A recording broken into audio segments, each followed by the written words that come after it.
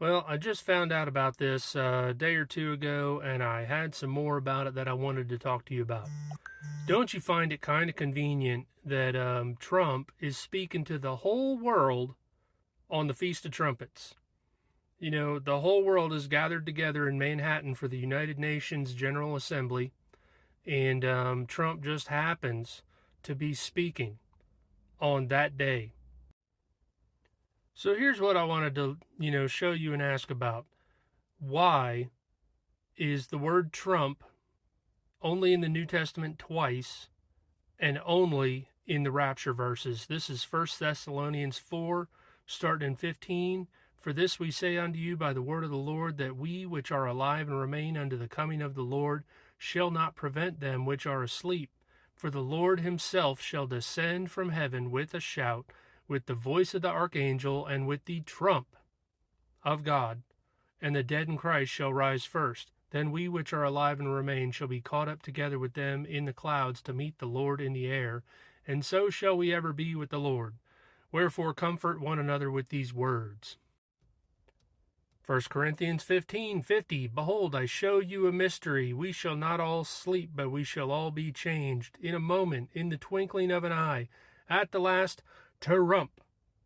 For the trumpet shall sound, and the dead shall be raised incorruptible, and we shall be changed. For this incorruptible must put on incorruption, and this mortal must put on immortality. You get the idea. So these are the two rapture verses. These are the two main rapture verses. Why is Trump only mentioned in these two verses? When you look at these verses in the Greek, every other time that word is translated as trumpet. But I find it interesting that Trump is speaking to the whole world on the Feast of Trumpets, and his name, the last trump, just happens to be in the rapture verses. So, there's a lot of debate right now if the rapture is in, 3+ weeks or not. And I made a video earlier and had technical problems with it, but I wanted to show on the same page that I had two comments back to back, and one said, the rapture is in September, Feast of Trumpets. And the next comment right below it said, there is no rapture, see you in October. So even if we bypass all this rapture debate, all this back and forth about who's right and if you can know and this and that and whatever, the core of prophecy should be known that Daniel's 70th week is started by a confirmation of a covenant with many, and we are entering a time where that is possible and happening. So look at this. Now, I just saw this the other day. The U.S. says it will ban the Palestinian Authority's Abbas and 80 other officials from attending the UN General Assembly. In that article, it says the unprecedented step came a month after the State Department first announced that it would pursue the policy which it now appeared to be implementing. Abbas had been planning to travel to New York for the annual high-level UN General Assembly in Manhattan. He was also set to attend a summit there hosted by France and Saudi Arabia, where Britain, France, Australia, and Canada are planning to formally recognize a Palestinian state. So I mentioned in a previous video, but it was at the tail end of a video, so I think maybe a lot of people didn't make it that far. My theory, what I believe is happening, is that the entire world is gathering. 75% of the nations, 147 countries, want to unilaterally declare a Palestinian state, meaning that as a world governing authority, United Nations, whatever, they want to force the Palestinian state within the borders of Israel. And dealing with the ultimate deal, Donald Trump here, the last Trump, I think that he wants to use that pressure to give them an alternative, which would be the Abraham Accords. Now, this cover that you're looking at from Manhattan Inc. is from 1985, and I thought that at one point that I read that his dream was to create peace or bring a resolution to the Israeli-Palestinian issue. So if that's true, I've had a hard time finding that quote, but he's had a desire to do this for 40 years, if that's right.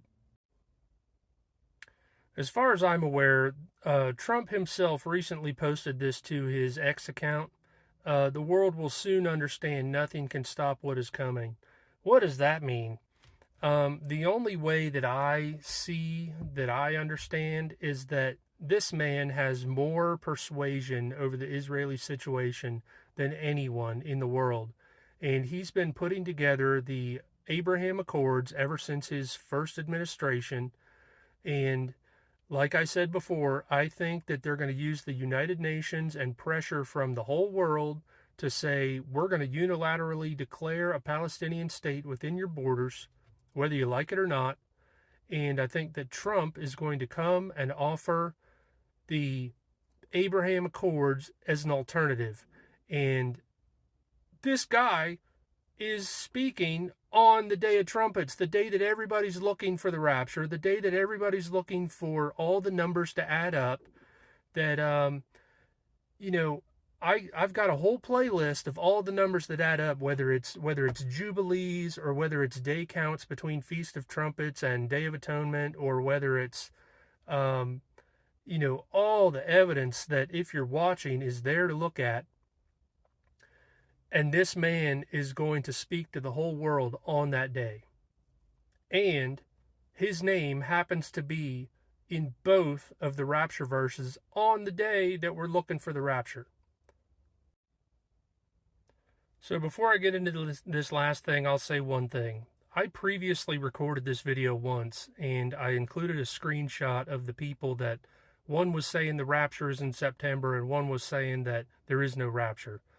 And I feel like maybe the Lord was backing me out of that, because if we as watchers are coming against, or being, have it brought against us, all sorts of mockery and doubt and scoffing, I think the Lord's telling me that it's not right that I just feed it right back to him. So if I'm not being a better person by not mocking and scoffing at the mockers and scoffers, then, I'm no better than they are. But this is what I wanted to finish on, and I know that it's been brought up several times. As it was in the days of Noah, so shall it also be in the days of the Son of Man. They ate, they drank, they married wives, they were given in marriage, until the day Noah entered into the ark, and the flood came and destroyed them all. Likewise also, likewise also, as it was in the days of Lot, they ate, they drank, they bought, they sold, they planted, they builded. But the same day that Lot went out of Sodom, it rained fire and brimstone from heaven and destroyed them all. And in 1 Thessalonians 5:3, where it says they'll say peace and safety, then sudden destruction, I did a study earlier and showed that the word sudden means unexpected. And that's exactly what's coming here. So look at this one thing. They love to forecast what they're doing. Here's Noah Live, which looks to be like an animated, I don't know if it's a musical or what it is, but it's only playing up until the Feast of Trumpets. How convenient. Also, if you look at Evan Almighty, the movie about Steve Carell playing Noah, it talks about the 22nd of September, midday, is when the flood is coming.